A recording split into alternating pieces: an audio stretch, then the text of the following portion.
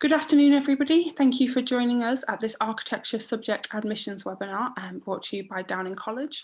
My name's Catriona and I'm the School Liaison Officer at Downing, and I've organised today's event for you. So why are we running this webinar? Well, hopefully you're all interested in potentially studying architecture at the University of Cambridge.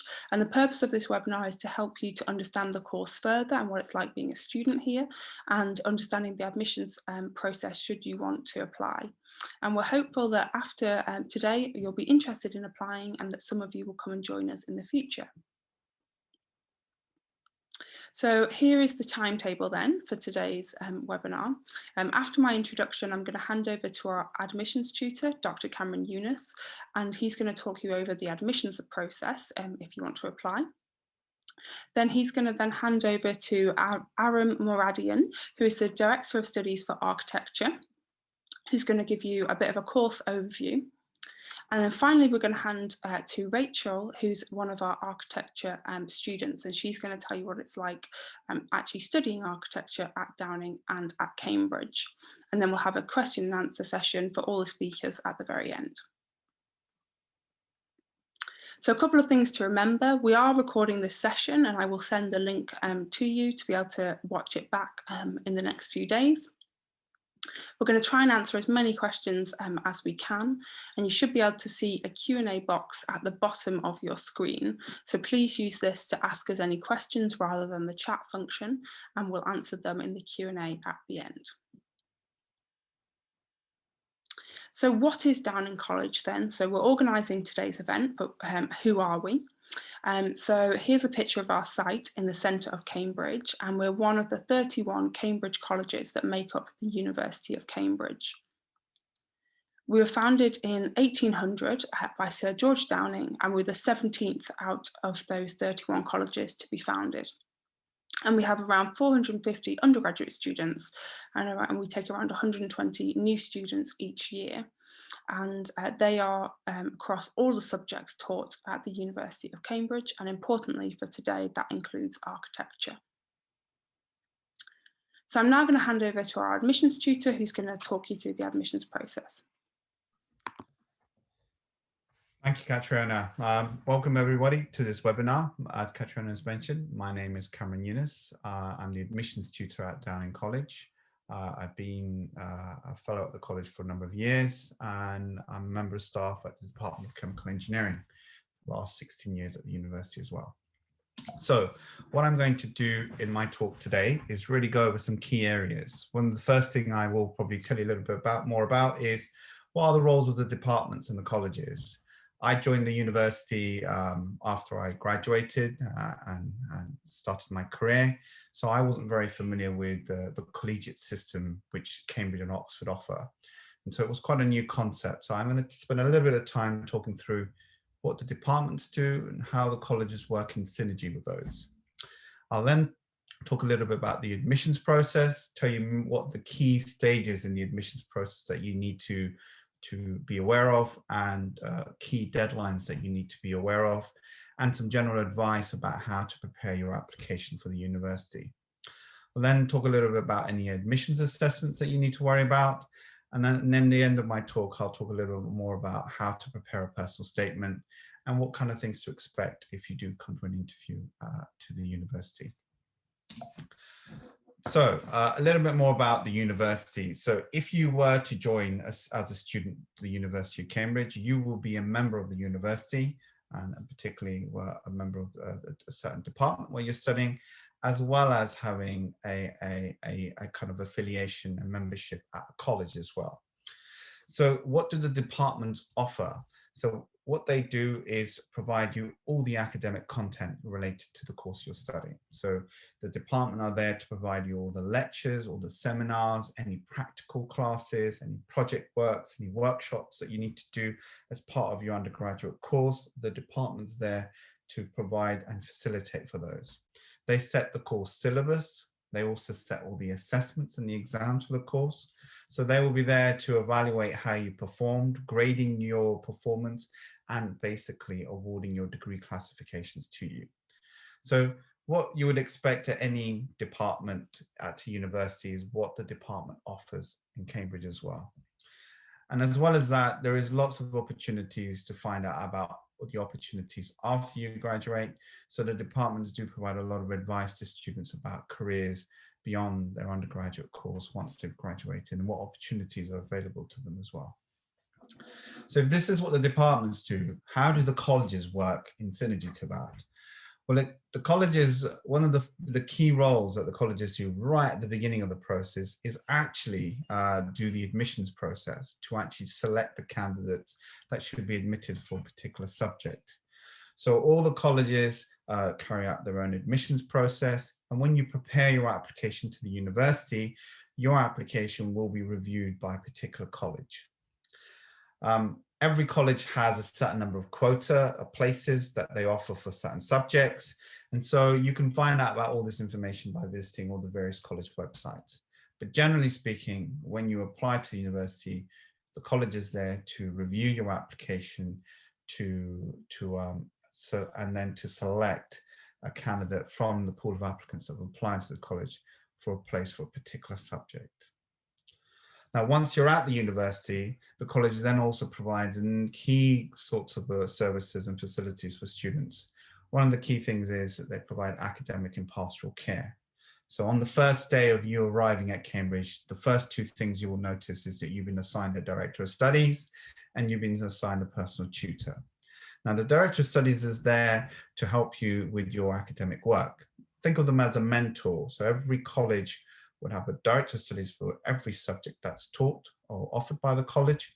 And so they'll be there to provide oversight over your academic performance throughout your undergraduate period at the university.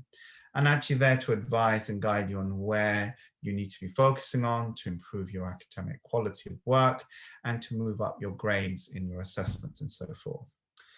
They're also there to make sure that you're on track and doing well academically as well. Now, how does the personal tutor work in sort of comparison to that? Well, the personal tutor is there, which is also assigned to you, is there to provide you with pastoral care. So if you run into any kind of problems or issues while studying your undergraduate course, your personal tutor is there to help and support you through that. An example of that could be that while you're studying at the university, you may run into financial hardship. At that point, you can contact your personal tutor and they will be able to advise you about any kind of bursaries or hardship funds which are available in the university. And in some cases, they're there to actually go out and write the applications out for you and to try and see if they can secure you some funding from the university or college bursary schemes. Another example where a tutor becomes quite important whilst you're studying as an undergrad, you may have an unforeseen medical condition, you might become unwell, or there may be a family bereavement that occurs while you're at the university, unfortunately.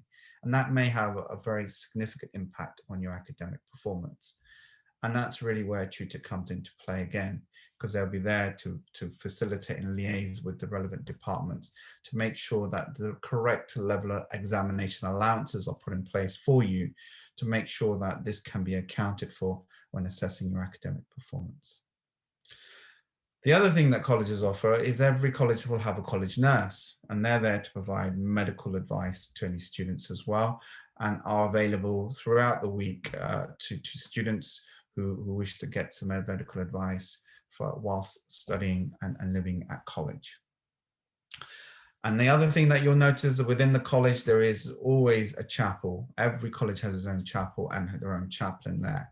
And the chaplain is really there to provide sort of community support within the student community at the college. At Downing, our chapel is right in the main college grounds, and our chaplain organizes every Thursday, well, hopefully once we're through the pandemic, this will start again. Every Thursday, there would be Keith's Cafe where free donuts and coffee will be offered to all students. And it's an opportunity for all the undergraduate community within the college to gather together for a sociable event on a Thursday afternoon.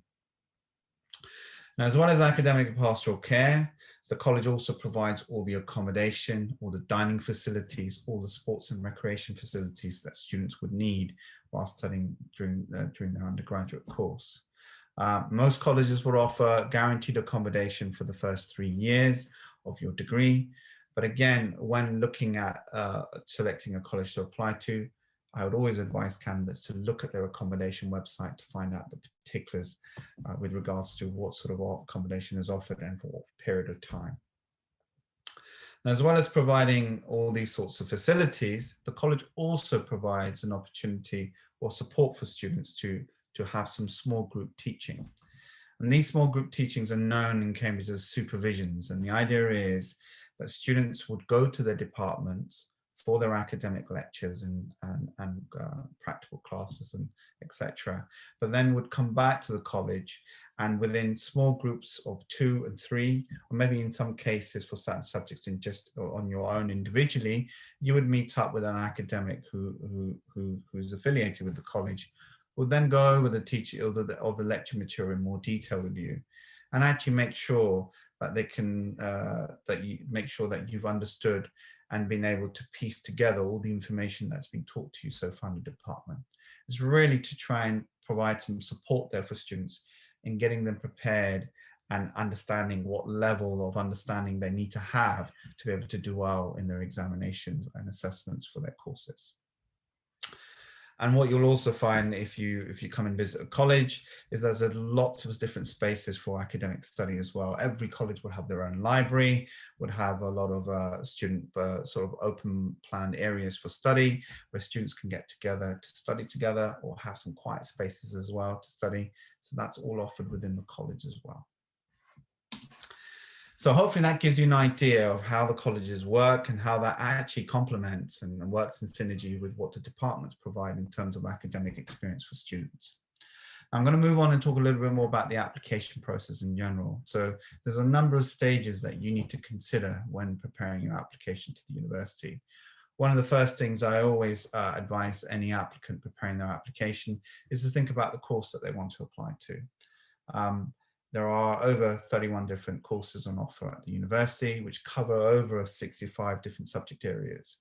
So there's a huge selection to choose from. And like what you're doing right now, attending a subject webinar is a good way to try and make an informed decision about the subject you want to study at higher education.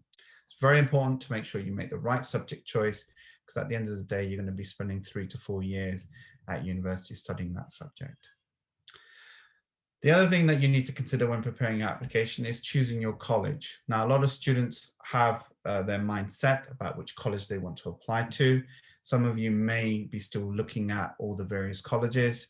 There's lots of information available online, huge amounts of resources available on the various college websites. And I'd encourage all applicants to actually go and look at those college websites and resources, and to find out more about the colleges that they're interested in. Now, at the same time, many applicants don't want to have the hassle of choosing a college and may not be that fussed about which college their application is reviewed by, in which case you can make an open application. And all that would happen is your application would then be randomly allocated to a particular college for them to assess. Now, students have a number of questions about, how should I choose a college? And there is no easy way of answering that question. My advice to anyone looking at colleges is to have their own criteria, selection criteria of what they want or expect from the college that they're going to study to. It could be the location, it could be the type of accommodation, it could be the fellows for the subject you want to study at that college are ones which are really interested in the type of research they're doing. So it's really down to you. It could be the sports facilities. It's whatever your criteria is for what you expect from your college, and use that as your guide to choosing the college you want to prepare your application for. Now, once you've decided the college you want to apply to, you really need to make sure that you are familiar with any kind of application deadline. So the UCAS application deadline is on the 15th of October. And if you're applying for a subject which has a pre-admissions assessment, then you need to make sure that you've registered for that assessment as well. In the case of architecture, the assessment is an at-interview assessment, so there is no pre-registration required. However, do check when you're preparing your application the specific college website to make sure that you are familiar with the various stages and various deadlines for certain bits of paperwork that needs to be submitted. Now, once you've submitted your UCAS application form, you will then be contacted by the university to complete an additional questionnaire. Now, a lot of students get stressed by this, thinking this is another form of assessment.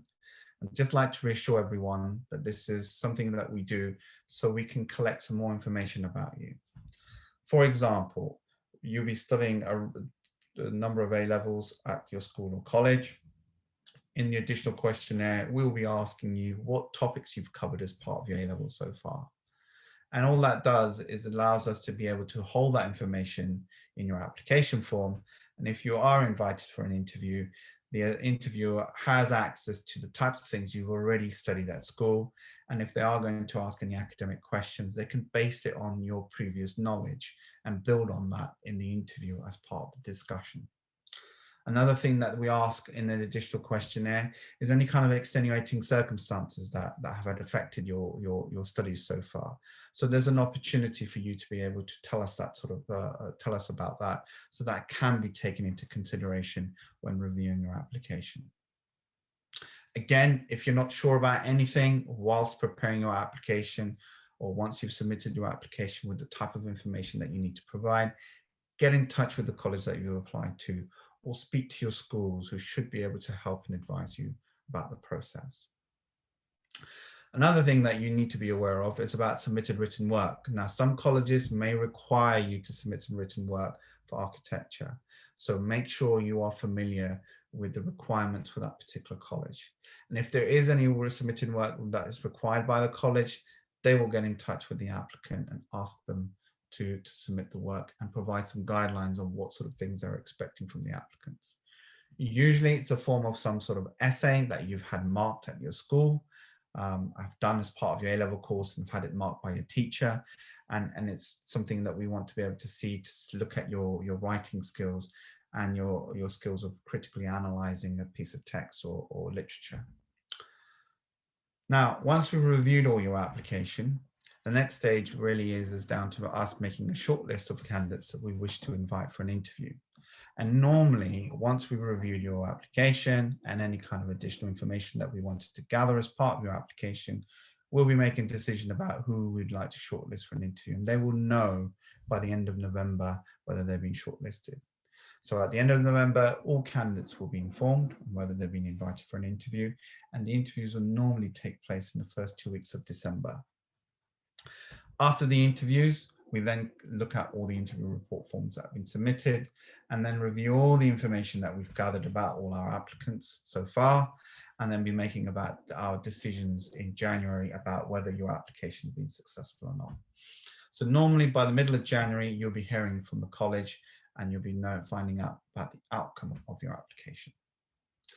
So hopefully this gives you an overview of the various stages involved and the key bits of information that we collect and the key stages in the application process.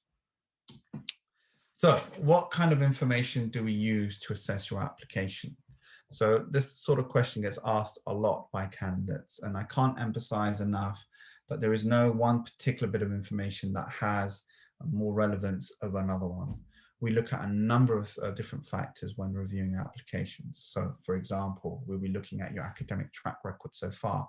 How well have you done so right till now in your academic work? What sort of grades have you achieved so far in your academic sort of qualifications? How well have you done in your GCSEs, for example?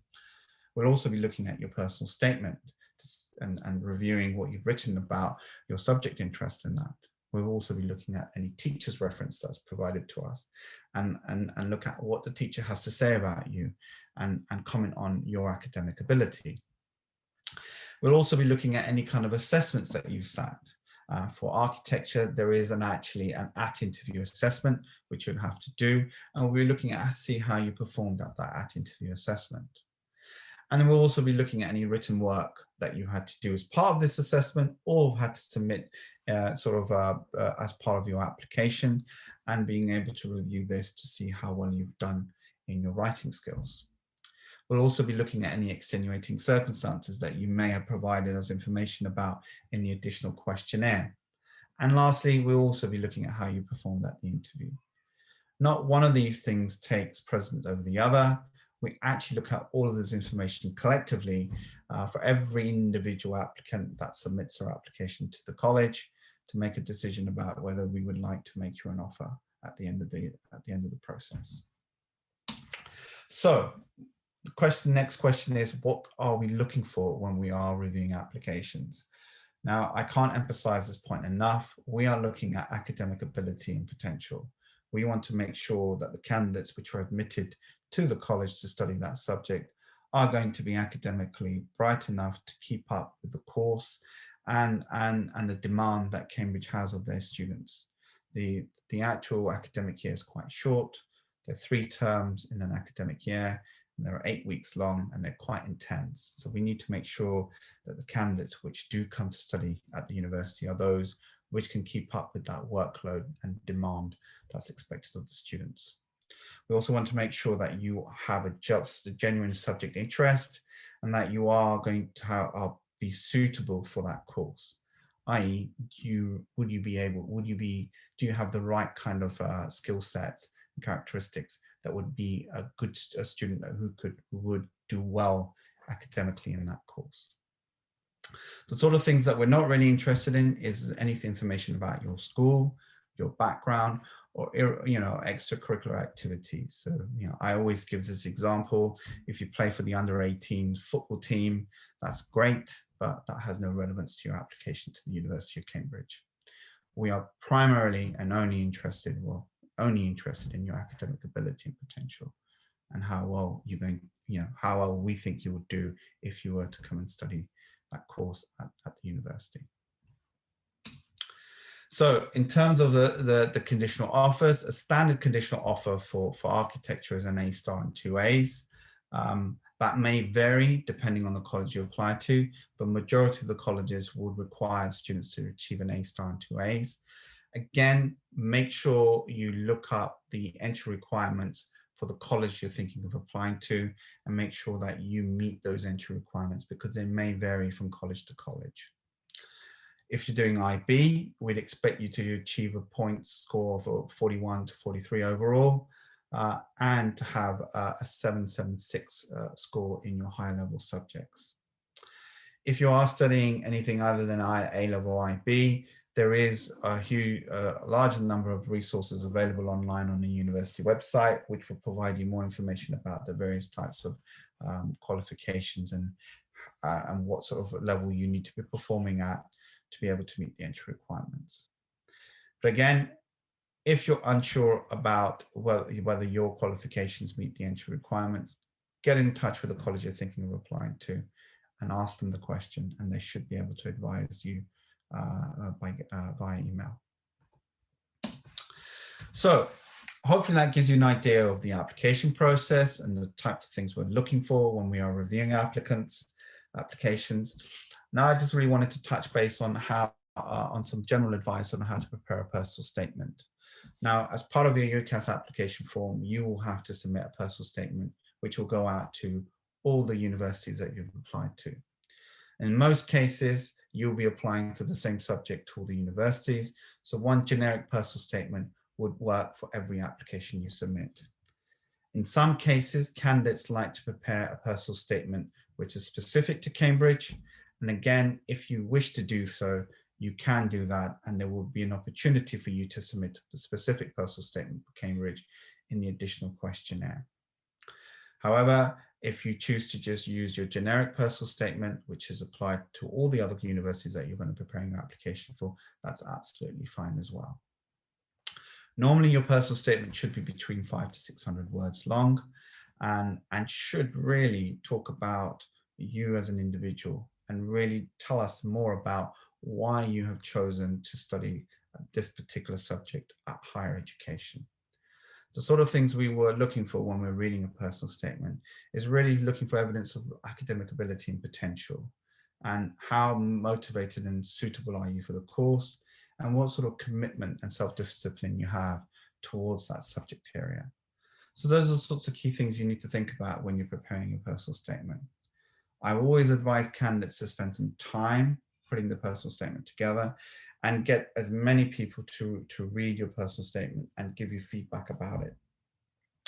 It's your opportunity to present yourself as an individual, and it's an opportunity for you to tell us why you're really interested in that subject that you've applied for. So do spend some time putting your personal statement together. Now, one of the key things we also advise students to do is to read around their subject to find out more about it. There's lots of resources available online that you can look through that can provide you more information about the subject you're interested in at higher education. These are just some examples of some sort of resources available for a range of different subjects.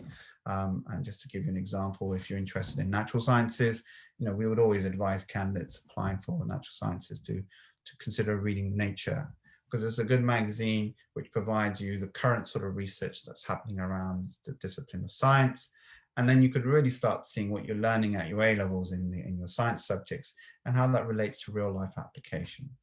So what I'm trying to really say is trying to see how you can put into context, in a broader context, about the subject you're interested in and how that actually fits into real life applications, for example. So definitely encourage you to read around your subject area. Now, just to kind of summarize, successful personal statement, is really one where you can give some specific evidence or examples of your interest and achievements. So a lot of candidates, talk about the key bits of literature they've read around their subject area. And sometimes you read personal statements where they talk about a list of different bits of literature they've read, which is really great to see that a student has really read around their subject area. However, what would be much more effective is if you picked out 1 or 2 bits of literature that you've read and that you found very fascinating, and talk about that in more detail and really reflect on what is it you've learned from that experience and how that's helped you make an informed decision about the subject you want to apply to higher education. So really trying to see your thought process and how that's led to you applying to the course that you want to apply to at higher education. And really trying to see for evidence that have you thought about does your subject area beyond what you're learning at school, and really kind of thought about what is it that really interests you about that subject and why you want to pursue it at the university level. So some general pointers just to summarize on personal statements. Try and make sure that 2/3 of your personal statement is based around a discussion on your subject that you're interested in. And do spend a little bit of time at the end of your personal statement telling us more about your interests and hobbies as well. Okay, so moving on to talk a little bit more about the interview process. If you are invited for an interview, you will most likely have 2 interviews taking place on the same day. Normally the interviews are about 20 to 30 minutes long, and they are normally conducted by sort of fellows or academics in that subject area. The interviews are going to be subject-based, mainly focusing on discussion around the subject that you wanted to apply to at university, and will be sort of in a room where you'll have 2 academics sitting with you and interviewing you for each interview. And what sort of things can you expect in an interview can vary depending on the subject you've applied for. But generally speaking, what we're looking for in an interview is really to try and see key things like, are you an independent thinker? Can you work independently? Are you able to use your intuition to work through a problem that's presented to you? So, in your interview, you may be presented with a scenario or a problem, and the interviewer would like you to look at it, be able to work through that problem and present an answer to the questions or the problems that's been presented to you. Now, in that process, we're not looking for you to answer that question as fast as possible. What we're more interested in is the thought process you take, the journey you take working through that problem. So we always ask candidates to think out loud so we can see how they're thinking through the problem. And then we can really judge on how teachable you are. So an interview is somehow quite similar to what happens in a supervision in college, where it's sort of like we're going through a sort of problems or concepts within an interview and trying to gauge you into a discussion, into trying to see if you can piece through information presented to you to work through the discussion and present a solution to the problem or the scenario that's given to you. The other thing I always advise students, you will have 2 interviews. So, you know, when you walk out your first interview, you may be thinking lots about that interview and thinking about what could you have done better, what could you have done differently. And sometimes that has an effect on how you perform in your second interview. So my advice to anyone when they come for an interview is, once you've had your first interview, wipe your mind, take a fresher air, reset, and give it your best for your second interview. You know, 9 out of 10 times, if you walked out your first interview thinking that was really, really hard, and the interviewers asked you lots of questions and you're not too sure how well you've done, 9 out of 10 times you probably had a very, very good interview. And that's why you found it so hard, is because the interviewer had found that they could go on with the discussion and ask you more and more detailed questions. And so therefore, never ever overanalyze what happens in your first interview. Always reset and give it your best the second time around again. The other thing I'd always advise candidates is to make sure that they read through their personal statements carefully. And, you know, because sometimes in an interview, they may actually pick out something that you've written in your personal statement and have a more detailed discussion around that. If you have submitted any written work as well, they may pick out one of your essays that you submitted for your written work and go into a more detailed discussion about the topic in your essay, and to have a more academic discussion around the topic and go beyond what you've written in your essay to see how you can apply your understanding to the problem in a more broader context. All right, so this kind of comes quite to the end of my talk. I just thought I'll finish off by summarizing some frequently asked questions. A lot of candidates do ask about whether they are able to take a gap year. Again, that's not a problem. If you are planning to take a gap year, I'd always encourage you to actually stipulate that on your application when you are applying for deferred entry. And after you've had an offer from the university, if you would like to defer your entry because you have decided to take a gap year, that should be possible, and you need to discuss that with the college based on the circumstances. They may or may not allow it. They may allow you to take a gap year. And the last thing is about extenuating circumstances. Please, I can't emphasize this enough. You know, if there have been any kind of disruption to your studies due to health reasons or family bereavement, you know, do let the college that you're applying to know about this. We want to make sure that we give each applicant an equal opportunity to being assessed at the university.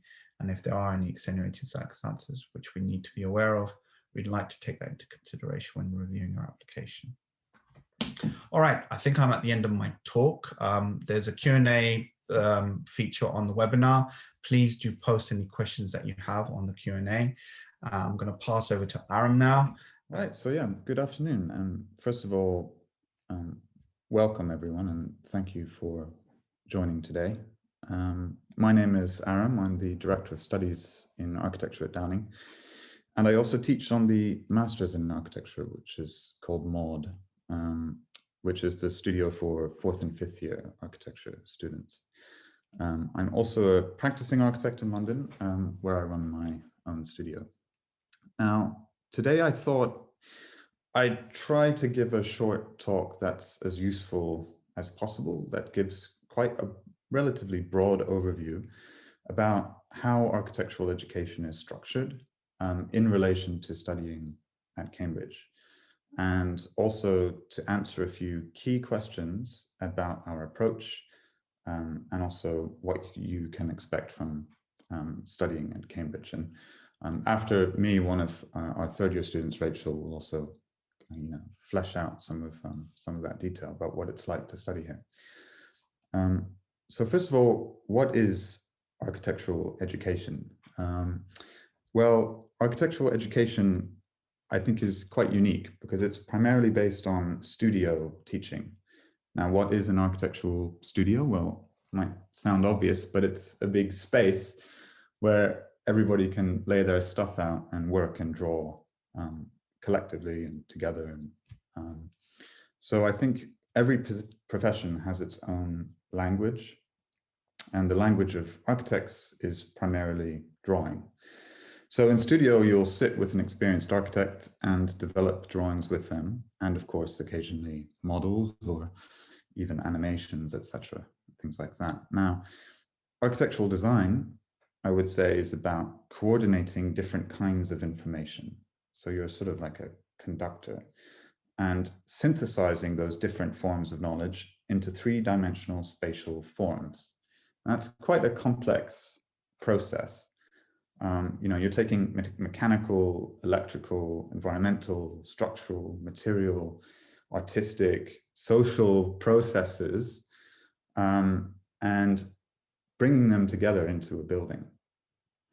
Now, the only way you can do that is through iteration. And what does that mean? It means drawing and redrawing and redrawing a design until all those different elements work in a coherent whole.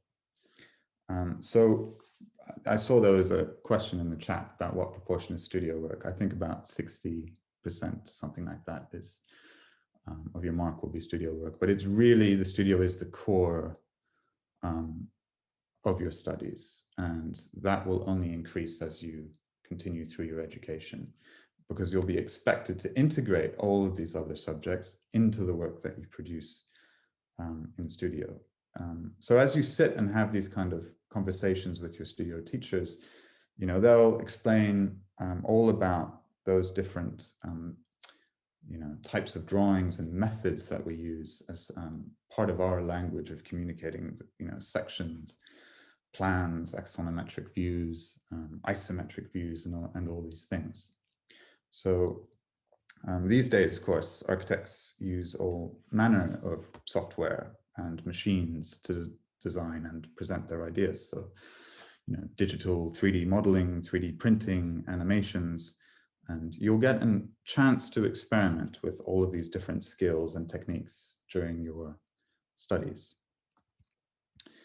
And an important part of architectural training is something called the crit.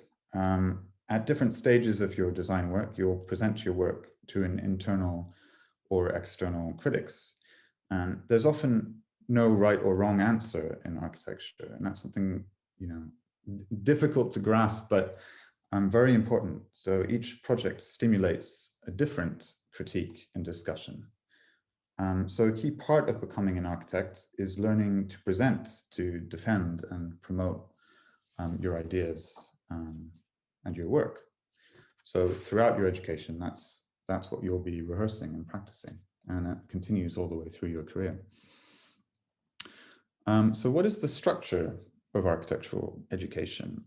Well, first of all, the body that looks after architectural education and qualifications is called the Royal Institute of British Architects. And they split up architectural education into three parts: part 1, part 2, part 3. So at Cambridge, we teach all three of those, but you don't necessarily do them all at Cambridge. It's very common for people to shuffle around schools as they sort of shape their education. So it begins with the undergraduate, which is the part 1, first year, second year, and third year. In the first year, it's there'll be collective projects. You'll work with different design tutors. You'll do, group work and individual work. You'll be exposed to a whole range of different techniques. As you complete first year and move into second year and third year, you'll take specific studios. So you have to imagine that the year is split into 3 or 4 studios with different design professionals, and you'll be paired with one for that year. And that those 1 or 2 design tutors will shape a brief for you that you'll work with them on for that year. So let's say one studio might be looking at, I don't know, urbanism in East London, and another might be looking at the marshes in the Thames estuary, I don't know, things like this. So you'll have a little bit of choice in how you shape your learning process. So as you proceed through your course and you reach third year, you'll also have to produce a written dissertation, which will sort of, you'll work with a sort of thesis supervisor with. After you've completed your undergraduate, it's quite common, but not necessary, to go on a year out, which is where you might, it's really, the year out I think is quite a special opportunity to work abroad or to target a more tangential practice to architecture, like working in the arts or in research or something like that. So it's really an opportunity to kind of test your interests in relation to architecture. And after that, you have 2 more years of education, which is the graduate. At Cambridge, it's called MAUD, which is what I teach on. And that's really where you start to specialize and start to really hone your own personal interests. And following that, you have a minimum 2 years of work experience to get your REBA Part 3, which, you know, you'll sit, there are different formats for it, but you'll sit some exams, and then eventually you'll be an architect. So it took me altogether, including all of these different years of experience, 9 years. So it's a long run, but I think it's an incredibly diverse education where you're really exposed to different forms of practice, quite often different schools of architecture as people move around. And so even though it's a long education, I think you're always learning. So in a way, your entire career is an education, and you really get to curate your interests and develop your own kind of personal approach throughout that education. Interestingly enough, there are actually a few new forms of, let's say, graduate and Part 3 training that are coming into view at the moment. So Cambridge is in the process of launching an apprenticeship-based REBA Part 2, which will mean that you'll be able to work in a practice and attend some courses and graduate with a Part 3. So there's also there's a school called the London School of Architecture, which is doing something similar. So the number of choices start to open up as you proceed. Now, what is architectural education at Cambridge? Well, every school of architecture is different and has its own approach, its own ethos, its own method. And as you progress through the years as an individual, you shape your own voice and develop your own way of working. So it's very important that as you study, you're collecting different references and ideas and developing your interests and really shaping your method of working. So Cambridge has a small cohort of architecture students, at least compared to other architecture schools, even though it is growing. And I think its approach is very much defined by one-to-one teaching. So you'll get a lot of one-to-one contact with design tutors and supervisors and all sorts of other experts. And what kind of architects do we produce? Well, I would say that, at least in the undergraduate program, Cambridge produces generalists. You know, you will be exposed to a little bit of everything. Cambridge undergraduate, the Cambridge undergraduate program produces well-rounded professionals. I think there's a great emphasis on the architect as a professional, rather than just the architect as an artist or the architect as, I don't know, genius or something like that. So you'll receive lectures in architectural history, management, practice, and law.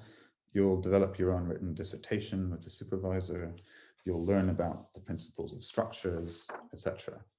And then as you get into the graduate program, certainly if you choose to do it at Cambridge, you'll be expected to specialize and be much more specific about developing your own brief and your own kind of projects, rather than the kind of master and disciple traditional model that the undergraduate program has.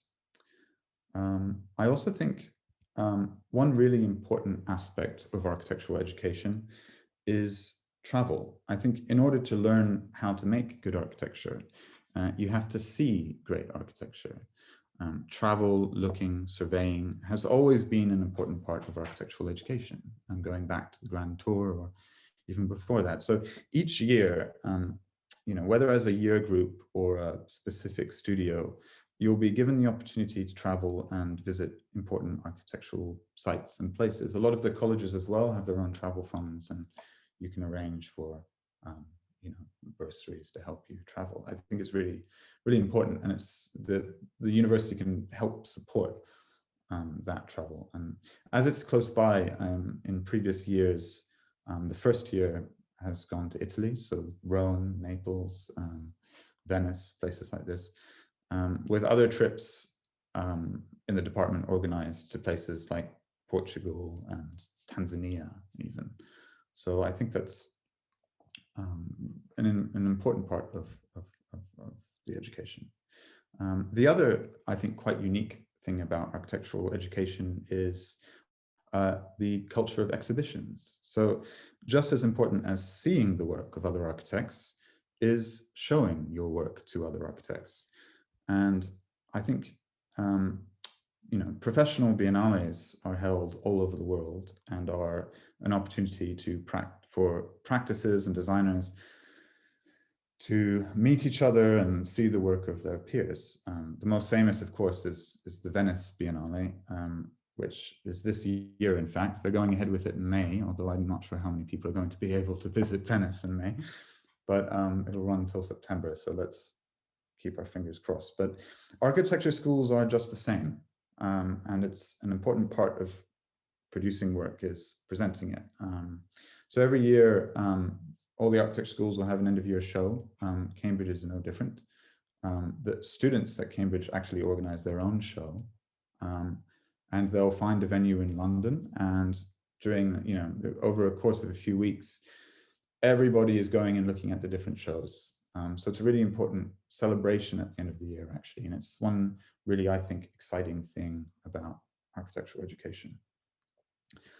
So what is architectural education at Downing? Well, I think Cam explained some of this, but I think, to me, Downing is an interesting college for architects because it was born out of an architectural competition in sort of late 18th century, early 19th century, right?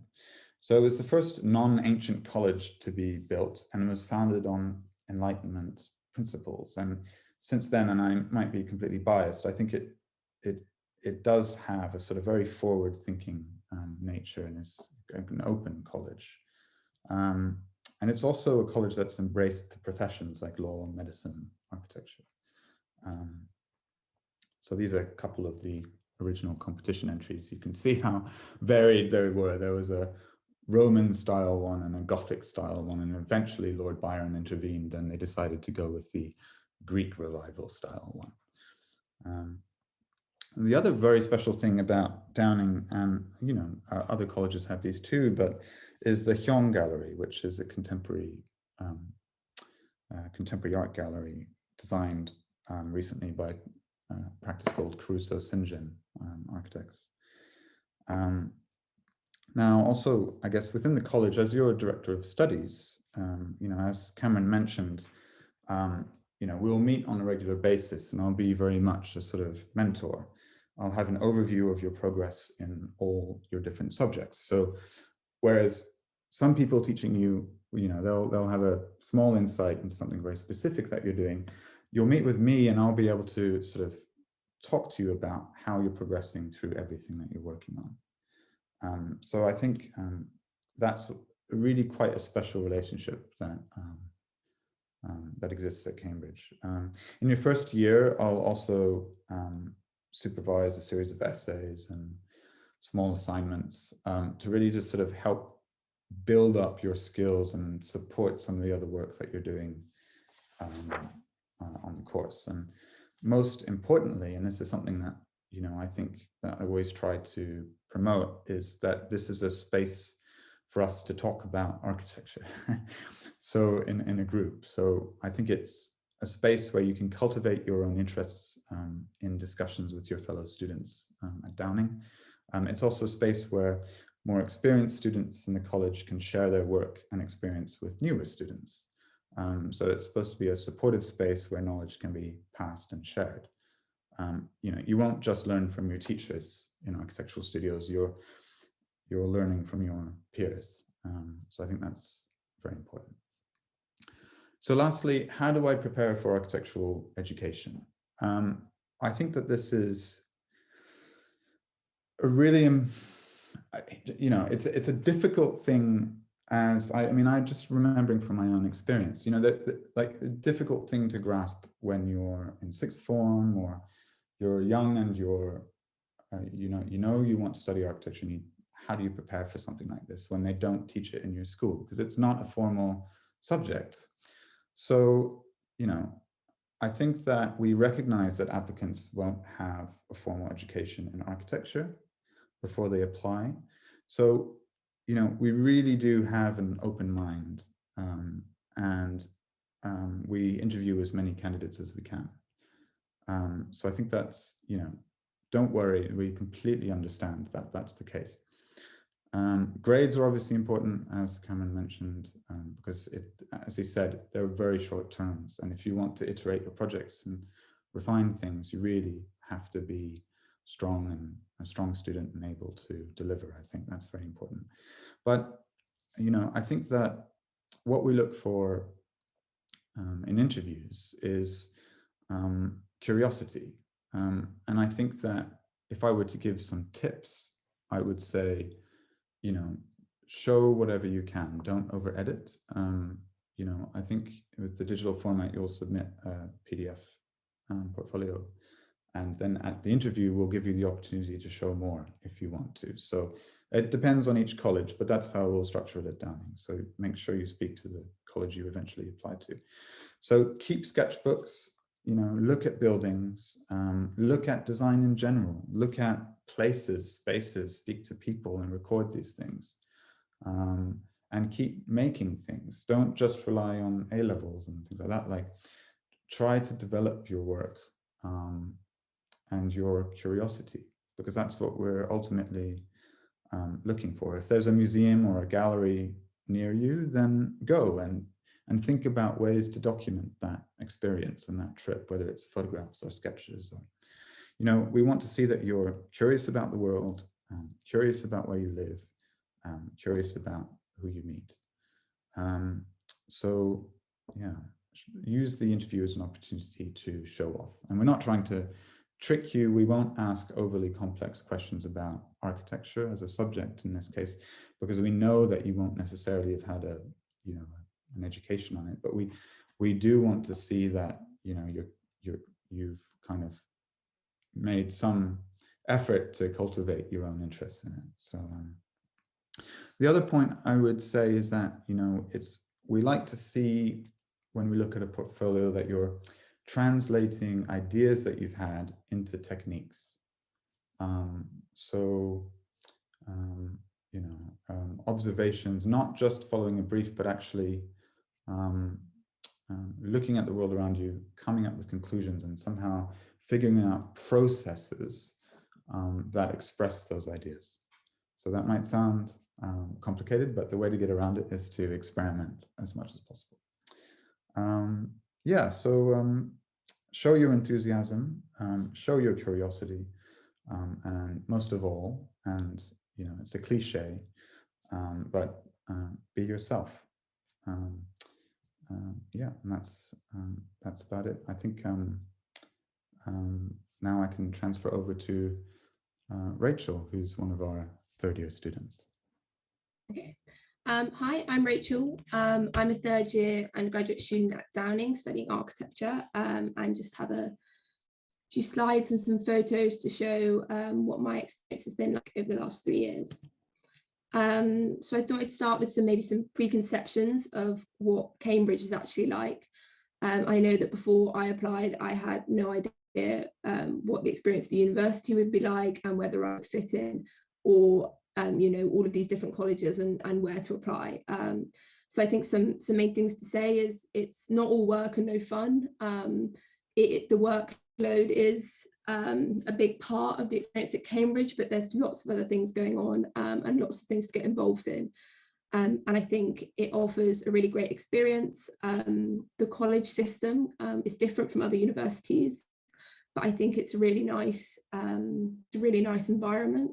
You get to know you get a strong sense of community within your college. You get to know people of a range of different subjects and different year groups because of the kind of smaller numbers. And it's actually a really nice kind of place to live and be around. Yep, there's not one kind of Cambridge type of person. There's a variety of different personalities, lots of interesting people to meet. And if you're worried about, kind of not fitting in there, I think that's something that actually isn't true. And you will definitely find, people who are similar to you. One of the great things about architecture is it's such a small course that you meet lots of other people from different colleges and from all over the country and the world. So yeah, it's a really great environment. Like I said, finding the right work-life balance is probably the most important thing.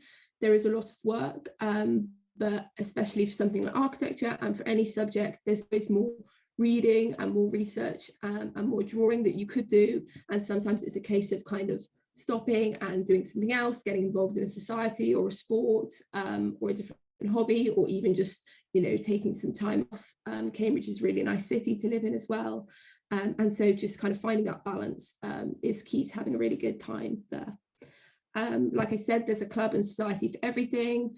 There's lots to get involved with, kind of art related, sport related, anything to do across the university. It's really great at that.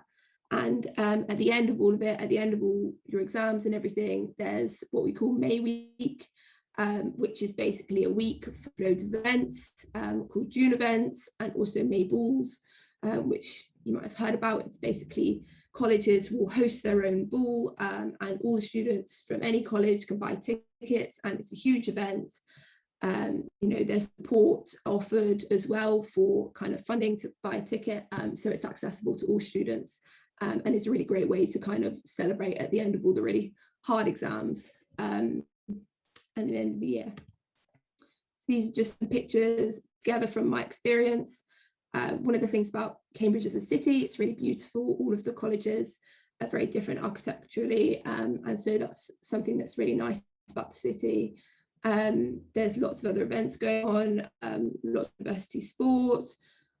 This kind of idea of formals is something that's very key to the Cambridge experience that happen in your college, and it's kind of like a nice social and dinner event. You also have special formals like your matriculation right at the beginning of the year, where you sit with your director of studies and other students and get to know people, and then halfway through your degree you'll have a midway formal to kind of mark that halfway point, and then right at the end obviously you have graduation. And so kind of these three milestones along the way are really nice. Those pictures in the top right show there's a kind of lots of other silly events going on in Cambridge, like this cardboard boat race where everyone builds a boat out of cardboard and tries to try and sail down the river in it, and it's just another kind of funny event of things that happen in the kind of overall student life at Cambridge.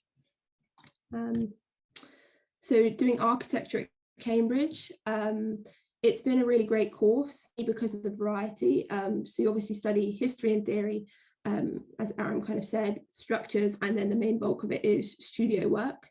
So it's really interesting because you get such a variety of your course. There's kind of reading to do, there's calculations to do, there's drawing to do. It's like a really diverse range, and I find it's really engaging. The studio tutors at Cambridge are all really great, mainly because most of them are practicing architects. They have that kind of, they're practicing at the same time and have that experience that they can relate to you and have discussions about architecture that are really useful. Again, as Aram said, it's a really small course, so you get to know everyone really well, and you do lots of one-to-one contact on a studio day, which happens twice a week. You will get, most days you will have a one-to-one chat with your studio tutor about your project for at least half an hour, and that's really useful to get that kind of one-to-one contact that you necessarily get at other universities. The Cambridge Architecture Society is called ArcSoc, and they're really involved in the department as well. The department talk to them to get a lot of student feedback about how the course is run. and they also host lots of interesting talks and also host club nights, which they use to fund the exhibition at the end of the year, which also is organised by ArcSoc. So it's all really involved with the student and department together. And as Aram mentioned, kind of travel is really important on the course, and so there is architectural trips involved most years as well. So I thought it'd be useful just to see kind of a normal timetable for a week. So this would be your normal week in first year, where you would have 2 studio days and then 2 history and theory lectures, principles of structural design, principles of environmental design, and you would get about about 1 supervision a week on history and theory. So that timetable looks quite nice. I mean, part of Cambridge life is that there is a lot of independent study, particularly for studio. I found in my experience that studio days often spent kind of having tutorials and discussing the work that you've done in the week rather than producing a lot of your work. So if I had a studio day on Monday, I'd probably discuss with my tutor what I've been doing and how the project is developing, and maybe get a few things done and work in studio. And then in the rest of the week, Tuesday and Wednesday, have my lectures and then do that studio work again in the afternoons before having another studio day on Thursday. So it's kind of like a constant cycle, but you do think for architecture, you do spend most of your time doing the studio work, as that is kind of the main focus of the course. So then this is second year, which is very similar.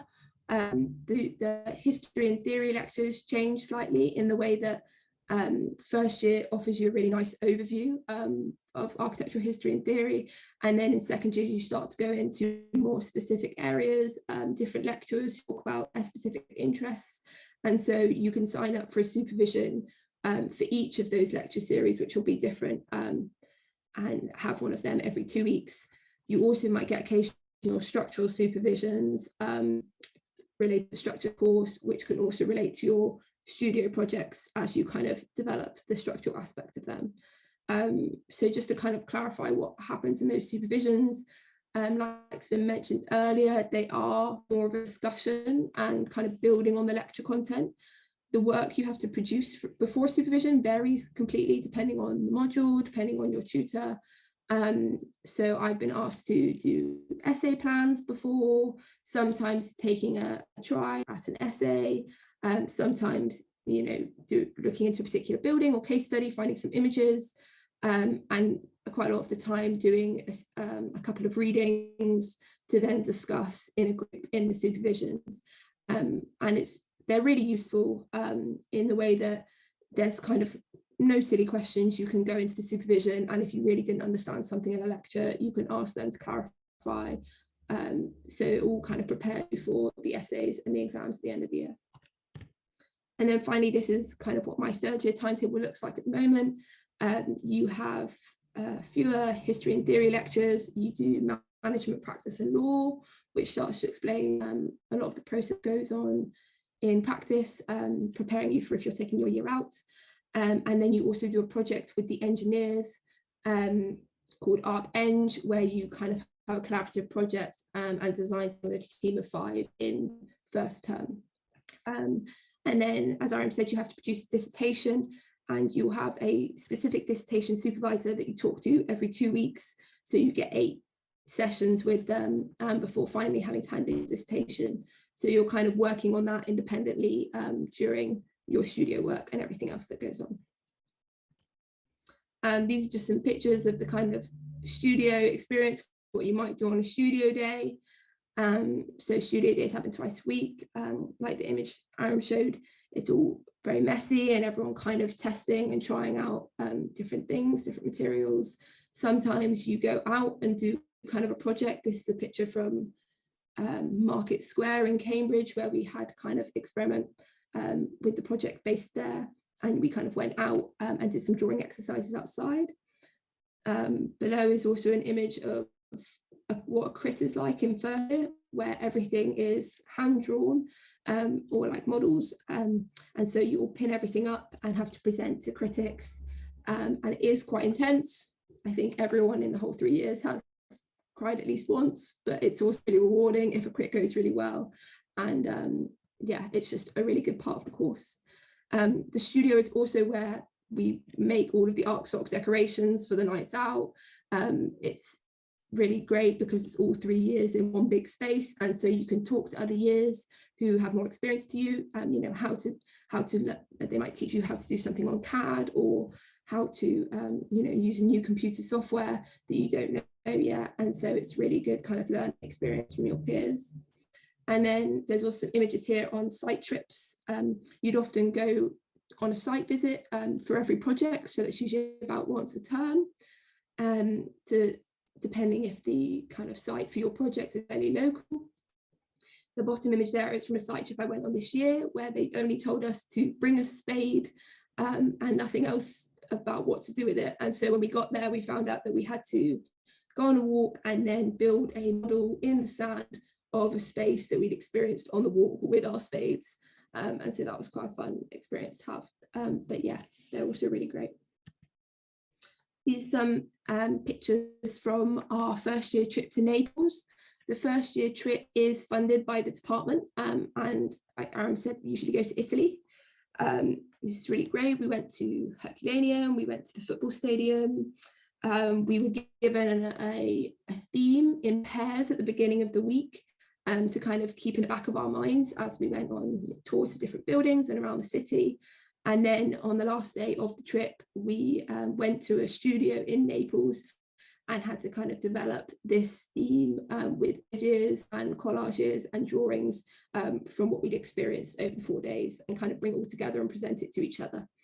And then in second year, we went to Porto in Portugal. This was because we were looking at a port site in Suffolk for our project. So it was kind of trying to link back to the studio project.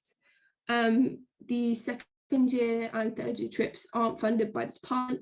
However, there is a range of support you can get. And so I managed to get this trip funded by college, so that it's kind of accessible for everyone to go on. We visited a lot of Alvaro Caesar buildings, some pictures there from the Casa de Musica.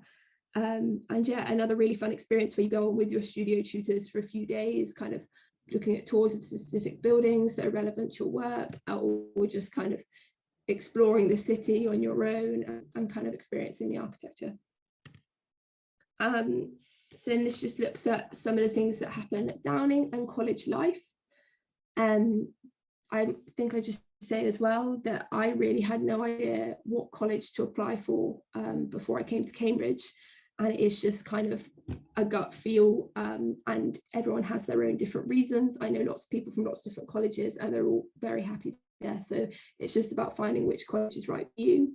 I think some of my reasons were that Downing is a very central location, quite near to the department. The accommodation and the kitchen facilities was something that I was looking for, because I wanted to partly self-cater. And I think even on an open day, I spoke to a student in the library for a while, and they were really nice. And so after that experience, I was kind of like, yeah, okay, I'll go to Downing. But again, there's lots of other colleges, and it's really great just to visit them and just pick based on whatever one you feel kind of is the one for you.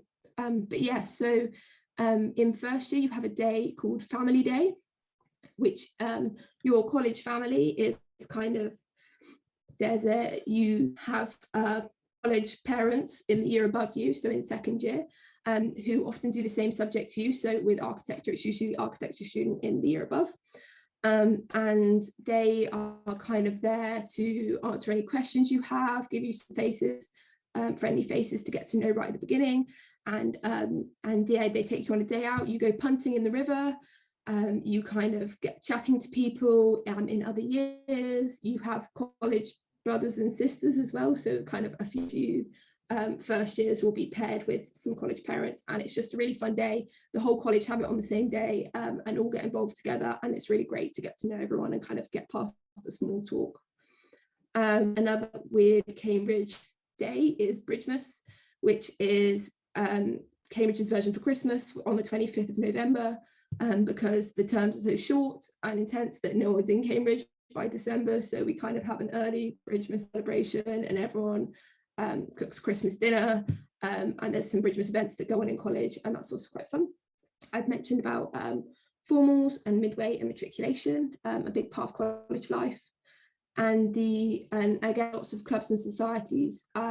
So if you're kind of wanting to get involved in a club and society, but you're worried about it being too time consuming, and so you maybe don't want to go for it on the kind of university sport level, there's also college sports, which means it's kind of more sociable, maybe less intense, but also still you get to play the sport or get involved in a club and society. So I'm the Downing's hockey captain, and we have about 2 teams of mixed years. It's really great to get to know everyone in lots of different years. And we have like training sessions, we have like socials, we play maybe once a week against other colleges in a league. And at the end of the year, there's a kind of inter-college big competition, whoever wins. And so that's really, really fun thing to get involved in. But I've also done university sport. And so it's just the kind of dynamic of how much time you want to commit to it, because there are lots of different options that you can still get involved in, just at different levels of kind of commitment and time. And yeah. Other college events that happen are kind of ENTs, which are run by the college JCR, which are students, and they often put on events in the bar. The college bar is another really sociable place in Downing, where there's also a JCR underneath with, you know, games and pool table and all that. And it's a great place to get to know people in other years. Like it's also small that you do get to know lots of other Downing students, and it is a really close-knit community. So that's something that's really nice. And yeah, the hall has really good food, and it's another kind of sociable space. You don't want to cook for yourself, or if you want to kind of go and have a meal whenever, it offers that kind of flexibility. So I just thought I'd talk a bit about college support for architecture students. For architecture, you obviously have materials you have to buy, and to kind of make models, do your drawings. And so there is a kind of college reimbursement system for those studio materials, where you kind of buy your materials each term, and then you keep the receipts, and then you fill in the online form at any point in the term, and the college will reimburse you for those materials. And that's accessible to any architecture student within the college. You don't have to apply for it, you just fill in that for whenever you've kind of purchased the materials, do it at the end of term, say, and that or not having to spend any extra money for your course. You can apply for travel grants, which I've mentioned.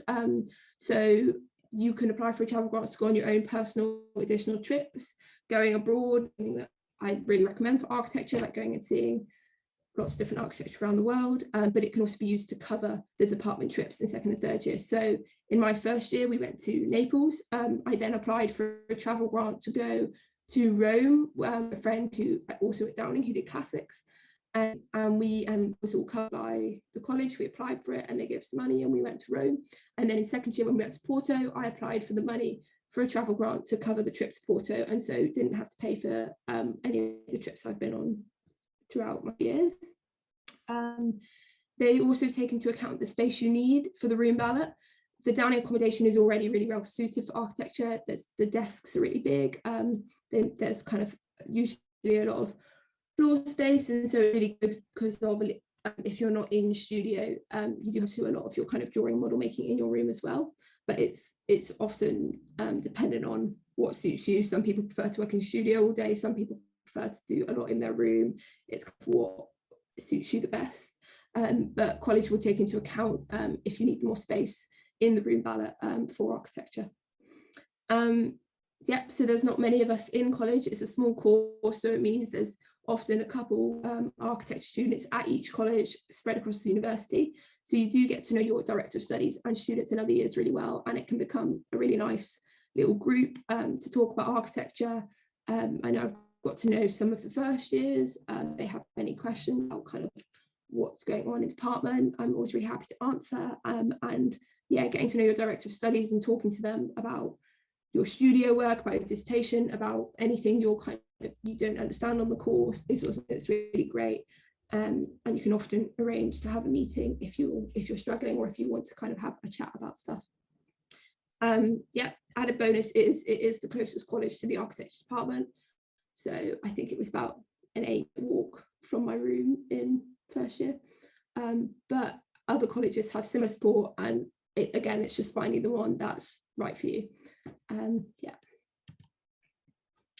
So I mean, in summary, both course and the university have offered me a really well-rounded experience. It is hard work, but it is also really rewarding. And I think, like I said, it's just about finding that work-life balance for you that works for you. And there's always more reading and more stuff to do. And that's one of the great things about Cambridge, is that there's so many opportunities, but sometimes it is, you can't just do everything. And so it's about kind of finding that balance on your own. But personally, I mean, I've really enjoyed my time at Cambridge, and if anyone's unsure about applying or whether, you know, they'll fit in or whether the course is right for you, I think if you are interested, it's definitely worth the application, because it is, you do get a lot out of the experience from just 3 years, done so much, and it's really supportive, even though they do kind of push you. I think there was just one thing I was going to say. I saw a question in the chat about needing to do an essay subject. I didn't do any essay subjects at level, and I wouldn't say that writing was my strong point, but another thing that Downing have offered is I've taken writing tutorials as part of the college, and they've paid for that and supported me through that as well. So there is kind of those other academic support opportunities available. But yeah, I think that's everything. Brilliant, thank you, Rachel. And thank you so much to Cam and to Aram as well for their talks. We're now going to move on to the Q&A, and we can see that some people put some questions in already. If you've got any questions, please do put those at the bottom of your screen, and we'll go through those now. So I think we'll start with this one. Aram, are portfolios required for architecture applicants? And if so, what do you look for in them? Yes, they are. Not everyone applies with a portfolio that was produced in school. So some people do manage to submit things that they've produced extracurricularly or on their own, and that's fine.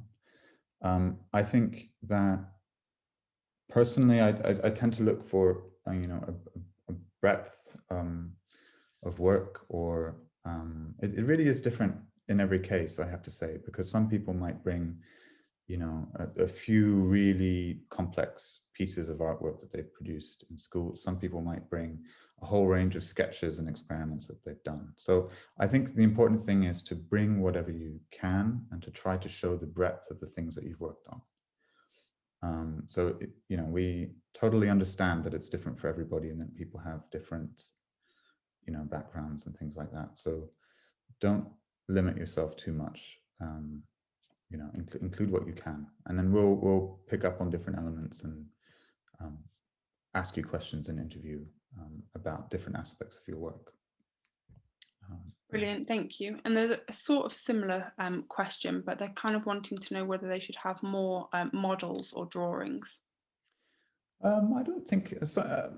I mean, it's nice to see that people have experimented with making stuff and looking at spatial ideas and spatial things, but it's not necessary. So I mean, some people were really into drawing and really into painting. It's about just seeing your strengths and showing off your strengths, I would say. Brilliant, thank you. A question here for you, Rachel. How do students balance their time in studio with clubs and societies, and I guess just your general workload as well? Yeah, I think again, like I said, it's really dependent on you. Like, it's how long it takes you, how much time you want to spend on your studio work, how much time it takes you to do the reading. Some people it takes less than others, and so it's working out what you can manage. But I think also being really organized, being, you know, doing studio work on a studio day and allocating some time on other days to do studio work. But then if you're really passionate about a sport and you want to take up a sport, you have your training sessions scheduled in, and so it's kind of, you schedule in your work around that. So you prioritize, you put in your kind of sport sessions, and then you say, okay, well then I'll do my supervision work or my studio work at the time before. And it's just being really organized. But I think it is something you can get very easily, I know this happened to me in first year, you can get very easily absorbed by the course and kind of focus all of your time on that. And so actually putting in some other things to then have to work around sometimes a bit better, because it makes you step back and often makes your that kind of studio time more productive as it is. So I think just kind of being organized and making sure you prioritize the things you want to do and don't put them to one side because of, you know, too much work or something, because it is something that's manageable. Brilliant, thank you so much.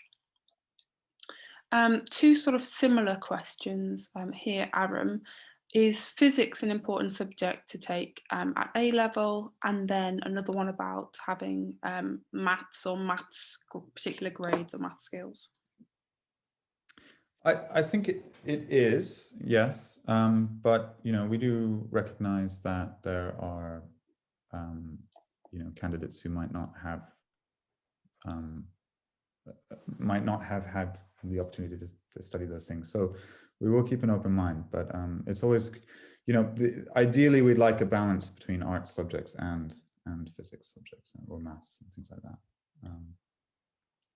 Because you know, if you only focus on the maths and physics and don't come with the portfolio, then similarly you'll be you know, disadvantaged, or you want to be able to show that you can do both, I think. Brilliant, thanks. Cam, are you going to add anything? Yeah, I was just going to say, I mean, maths and physics, it's not a requirement for all colleges, but some colleges may have that as a requirement. So again, look at the college you're applying to see if they require you to do maths or physics or an essay-based subject for A-level. At Downing, we don't have a specific subject requirement, but we would encourage people to have some good mathematical skills, you know, when they make their application. Yeah, brilliant, thank you. There's a question here about whether they can specialise, I think, in a particular architectural field. So they've put, for example, landscape architecture. Is that something they do at this point, Aram, or is that later on? Oh, I mean, I think that it depends. You won't completely specialize in something like landscape architecture. One could argue is its own field entirely. So you could, you know, there are master's programs where you can move after your part one and focus on that. But having said that, quite often projects will contain many ideas about landscape architecture or landscape and architecture. So, you know, I would argue that, you know, Rachel, some of your work has been very much about landscape.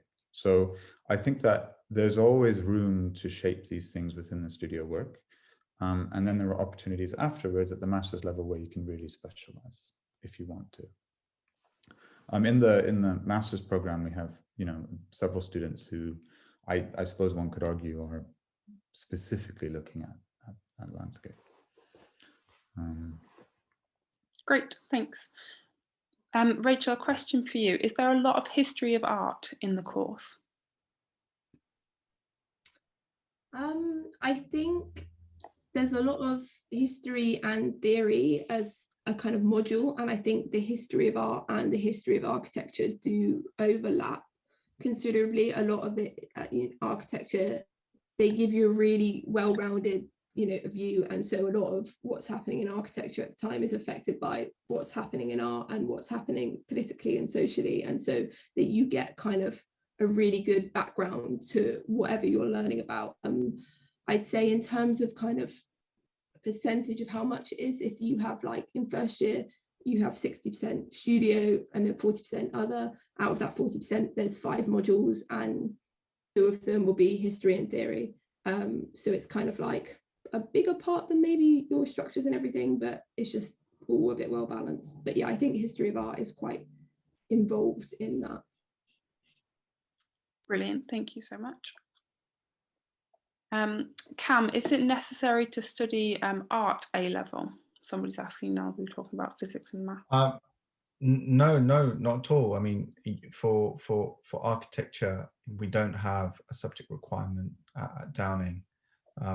If you are studying A-level art, that's great. But I mean, it'd be good to see that you balance that out with some more kind of subjects which are a bit more core, such as maths or like an essay-based subject as well, but there is no sort of specific requirement for architecture at Downing. Great, thank you. A question here, Aram. Is the course more engineering or art based? It's obviously a mix, but yeah, I mean, that's the thing. I think studio work is unique in that you are combining these things, right? So it's yeah. So I don't know. In a funny way, you can probably push it in a little bit of one direction or the other. But it's, yeah, I would say it's a fairly balanced course. You know, like there are some schools in London, for example, which are much more conceptual, much more art practice based. And whereas I think Cambridge is quite balanced, I would say. Right. Rachel, is there a lot of computer work? So have you been using sort of Photoshop or other editing sort of apps? Yeah, so I think I said in first year, everything is hand-drawn and making models, and you don't use any computer drawing software. So you can use Photoshop and other kind of Adobe Creative Cloud app, like kind of apps. But one thing to say on that is you get a Creative Cloud license through the department, so you don't have to kind of have that software yourself before or buy that software. The course will support it. And then in second and third year, you kind of get moved on to the computer, and you have tutorials also run by department, taught by more students often, that are for like CAD, AutoCAD, or for Rhino and other kind of modeling software, which is kind of, you move from hand drawing to drawing online because that's how you do everything in practice. But again, those packages are kind of supported by the department, so everything you get taught by the department and given the kind of licenses, and then you move on to kind of that later on. Brilliant, thank you. I think we'll take this one as the last question that we've got time for. So Aram, is Cambridge a suitable place for someone who's interested in sustainable architecture? Yes, I would hope so. I think that it's increasingly going to affect every aspect of the way that we practice, and I think that that's something that will be, or hopefully is being reflected in the kind of conversations that are happening in studio, and also the kind of more technical aspects of the course. So yes. I hope so. Great, thank you. So I'm sorry if we didn't get a chance to answer your question. If you still want an answer, please do email me at access@dow.cam.ac.uk, and I will pass on your question to Rachel, to Cam, or to Aram.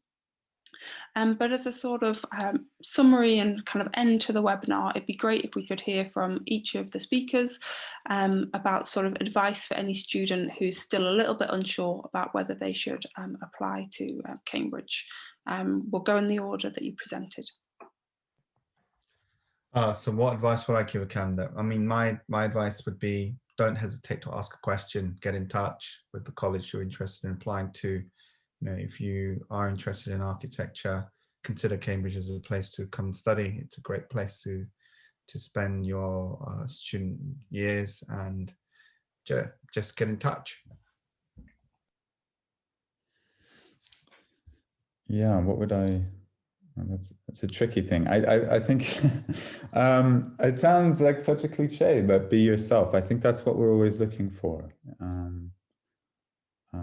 And so also, I would say with portfolios, don't over edit. That's something I tell every year student I have in the studio as well. And so try to show a breadth of stuff. Yeah, and show us what you're interested in. Tell us what you're interested in. That's about it. Yeah, I guess I'd say, looking back on myself before I applied, and I was a bit nervous and unsure, if you have any preconceptions or if you don't know what it's going to be like, I think if you're at all interested in Cambridge or architecture, I think it's really worth applying, because you'll never know unless you just go for it. And if you're unsure, go and visit Cambridge, because actually walking around the city and going and walking through different colleges is the only thing that kind of convinced me that actually it would be a really nice place to study, and it is a really nice city and place to live as well as anything. So yeah, I think it's really worth it. Brilliant. Well, thank you so much to Cam, to Aram and to Rachel for your time this afternoon. It's been really appreciated. And thank you to you at home as well for watching. When you leave the webinar, it's going to redirect you to a feedback form. Please give us some feedback and let us know how you found the event. But otherwise, thank you very much to the speakers and have a great day. Bye. Bye.